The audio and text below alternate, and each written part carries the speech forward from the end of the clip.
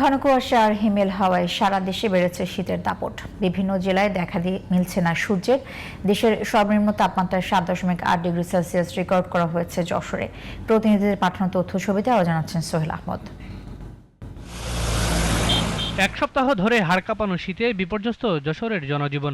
বৃহস্পতিবার জেলাটিতে দেশের সর্বনিম্ন তাপমাত্রা 7.8 ডিগ্রি সেলসিয়াস রেকর্ড করেছে আবহাওয়া অফিস।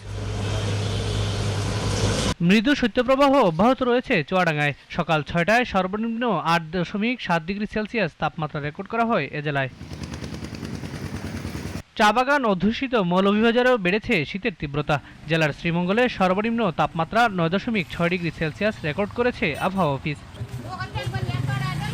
পাবনার ঈশ্বরদীতেও জেঁকে বসেছে শীত। কুয়াশার কারণে সড়কে হেডলাইট জ্বালিয়ে চলাচল করছে যানবাহন। সকাল 9টায় সর্বনিম্ন তাপমাত্রা রেকর্ড করা হয় 9.6 ডিগ্রি সেলসিয়াস।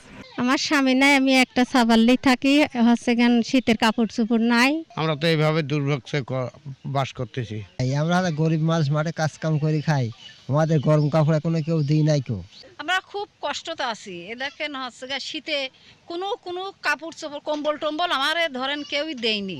এক সপ্তাহ ধরে সূর্যের দেখা মিলছে না কুমিল্লায়। সেই সাথে বাড়ছে শীতের তীব্রতা। অতিরিক্ত কুয়াশা এবং শুষ্ক আবহাওয়ার কারণে বেশি ঝুঁকিতে রয়েছেন শিশু ও বয়স্করা। তীব্র শীত অনুভূত হচ্ছে কুড়িগ্রামে।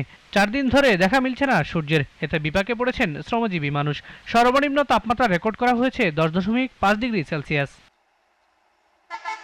তীব্র শীতে দুর্ভোগে পড়েছেন গাইবান্ধার শ্রমজীবী মানুষেরা। সর্বনিম্ন তাপমাত্রা 12.2 ডিগ্রি সেলসিয়াস রেকর্ড করা হয়েছে উত্তরের এই জেলায়। ঘন কুয়াশা আর প্রচণ্ড ঠান্ডায় জনজীবন বিপর্যস্ত ঝিনাইদহে। খড়কুটো জ্বালিয়ে শীত নিবারণের চেষ্টা করছেন হতদরিদ্ররা। কুয়াশার ভিতরে কুয়াশা দেখা যাচ্ছে না, 10 হাত দূরে হেডলাইট আলো যাচ্ছে না। খাওয়ার জন্য তো আমাদের এই না করলে তো আমাদের উপায় নেই, কাজ করতে হবে। আমাদের সংসারের অবস্থা খুব কাহিল, আমরা কাজ না করলে আমাদের সংসার চলে না। মৃদু শৈত্যপ্রবাহের কবলে কিশোরগঞ্জের ভৈরব। শীতবস্ত্রের অভাবে দুর্বিষহ জীবনযাপন করছেন ছিন্নমূল মানুষেরা। হাসপাতালে বাড়ছে শীতজনিত রোগীর সংখ্যা। Sohel Ahmed, GTV news.